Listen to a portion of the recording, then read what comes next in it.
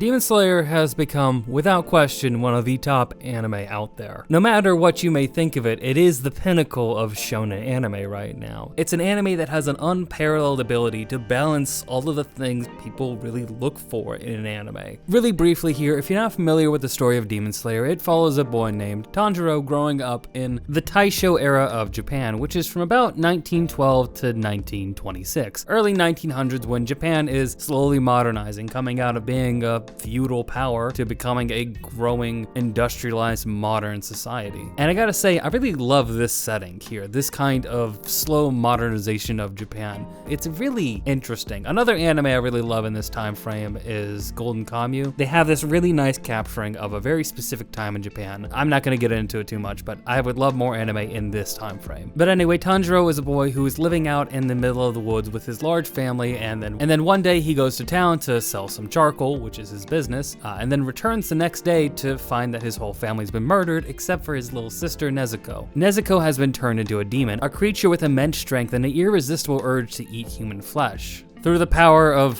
friendship, I guess, she's able to resist it and control her urges. Soon after, they run into the Demon Slayer Corps, a group of highly trained, highly skilled warriors who are out to fight demons wherever they can find them. Tanjiro goes through intense training to become one of these warriors and meets up with a number of weird and eccentric characters who are also members of the Demon Slayer Corps, like Inonosuke, the wild boar boy, who is just raised in the woods and has no sense of any kind of anything except for fighting. And the loud, cowardly boy Zenitsu, who has a lot of strength, but just no confidence really to use it. Together as a group, they travel through Japan trying to fight demons wherever they can, saving innocent people, and trying to find a way to turn Nezuko back into a human. It's funny, it has characters that are relatable, but also completely ridiculous. It's expertly paced, incredibly well written, and the animation is just... We're gonna get to the animation because I have things to say about it, but it's top tier. This whole anime production is top tier. It's an anime that, while it doesn't have the most complex, ridiculous, unheard of story, it's able to tell it in such an effectively well-paced way that it really just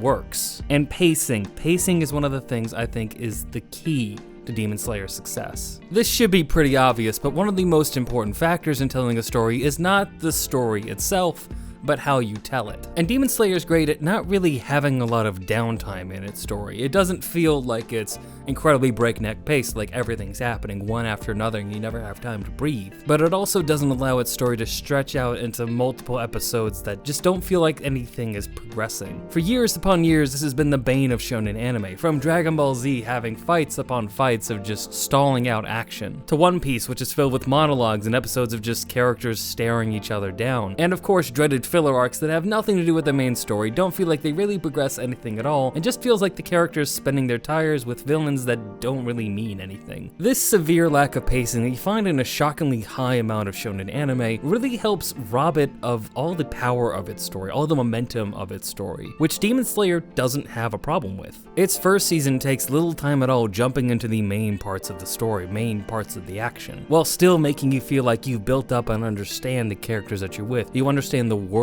that they are in. And the second season continues on that legacy by allowing you to stay in the action as much as possible. And it's here that we kind of need to pull back and really talk about what this season was. Demon Slayer is interesting in that it hasn't really structured its seasons in the same way that other anime have. Season 1 was pretty much the standard. You have about 26 episodes to tell as much story as possible before you end the season, and wait until you see if you get renewed and you make more episodes. But after these 26 episodes, they instead made a movie that told the entire story of the next major arc in the series, the Mugen Train Arc. Now, I haven't really got the chance to talk about the Mugen Train movie on this channel, so I'm gonna fold that discussion into this video. And I just want to say that that movie is incredible. It's weirdly paced for an anime movie. It's definitely a whole arc of a TV show put into a movie, but it works really well because it fits the length of a normal movie. It plays into that strength that Demon Slayer has in its pacing, where everything feels like it just flows from one thing to another, like the scenes just move on, and you don't really feel like everything's dragging anywhere specifically. There's no filler thrown in there to pad things out. There's not really any filler needed. And on top of that, they introduce a great character in Rengoku, the Flame Hashira. The animation on the flame effect effects with his sword is immaculate, and you can see in this what the Studio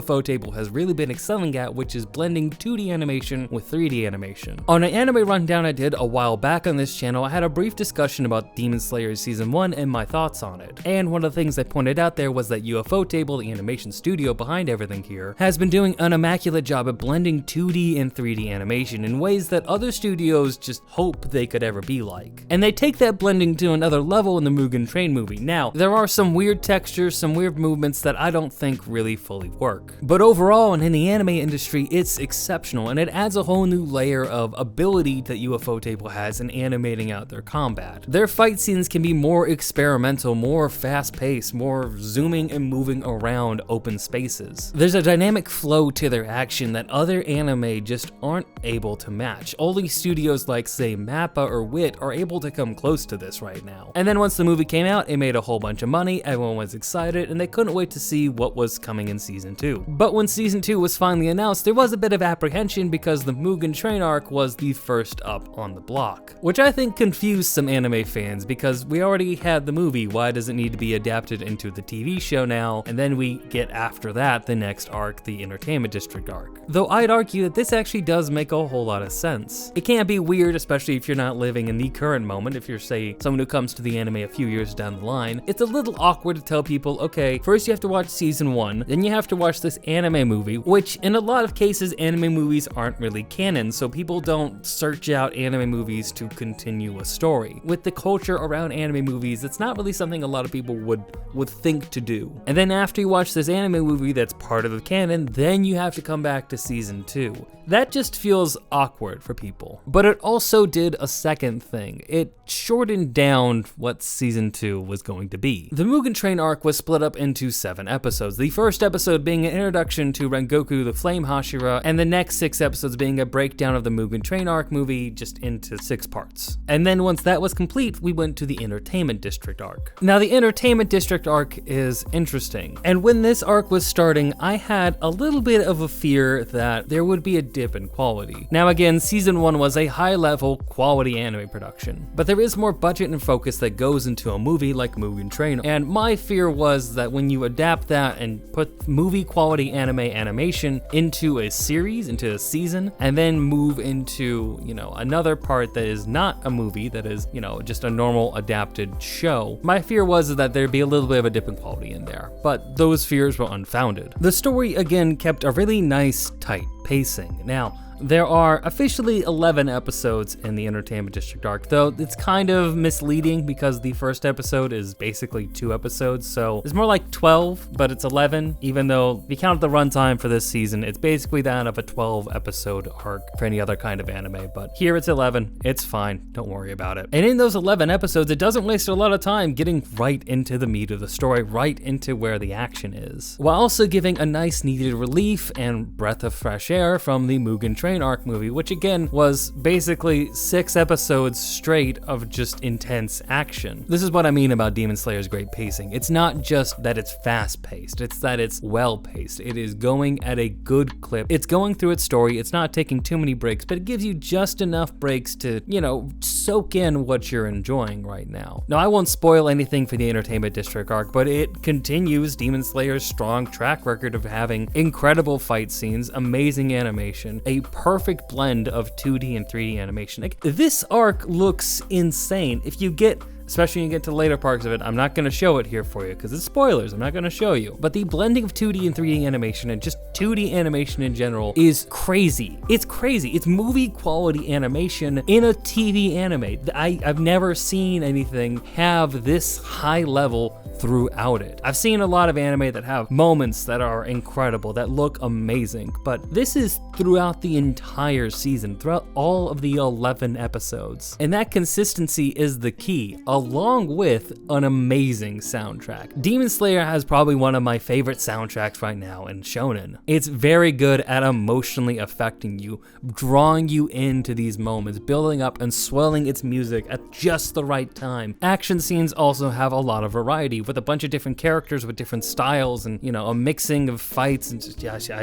I'm not gonna get into spoilers. I can't really get into much of the details on these, but I'll just tell you, it's ridiculous. This is, for good reason, one of the top anime out there. It is, for very, very good reason, up there right now with Attack on Titan as the top anime on the pile. It is the shonen action anime, the anime that all others are comparing themselves to right now. What Demon Slayer is doing right now, being helmed by UFO Table, is reinventing what is possible in TV animation. Again, other shows have had amazing high-quality moments. Wit Studios, for example, has a number of amazing scenes, from Attack on Titan to Vinland Saga to Ranking of Kings. They are amazing also at, reinventing 2D animation. But Demon Slayer is doing something different in blending 3D animation with that and elevating it to a level that just hasn't really been seen by TV anime audiences, I don't think. I don't remember anything that's been this consistently high quality, and I'm sorry to keep harping on this issue, but that's what's setting it apart right now. It is not the most unique anime story. It is not the most, it's not Death Note. It is not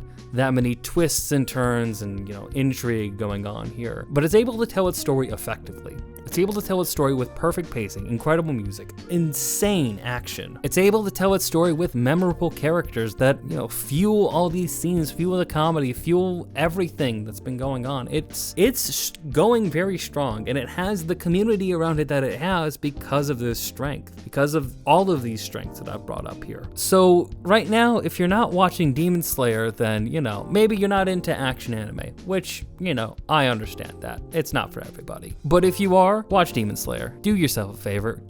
Watch Demon Slayer right now. It's one of the best anime out there right now. It's bar none. If you're looking for action anime, this is top of the list. This is there's other anime that I think that I would call like the best anime of the year. Like I really love Sunny Boy, I really love Odd Taxi, anime that isn't action focused, but has interesting stories, has interesting characters, and is doing something interesting, right? Those are anime I typically lean towards to being the top anime. I don't normally give these kind of things to shonen anime because, again, they're not always the most inventive, but Demon Slayer is perfecting that formula, perfecting the shonen formula down to a science. And it's impressive. It's amazingly impressive. I just go give it a shot. I want to thank you for watching this video. It took a little longer to make because I have been very sick for nearly a month here. I've been struggling hard even to record this video, so glad I'm getting it done. I have a couple of the videos that I'm really working on, wanting to work on right now, as long as my health keeps improving, which is Ranking of Kings is the big one. Probably still gonna do a video on Tacto Pete, though, we'll see. I've been watching My Dress Up Darling. We're gonna talk about that. Yeah, I got a whole bunch of things I'm going to talk about, so be sure, if you like this video, give it a like, leave a comment if you have anything you want to talk about with Demon Slayer and how it's insane, and subscribe if you want to see more videos similar to this. So thank you very much for watching. I hope you have a great day, a great night, or whatever it is you're having, and stay rad.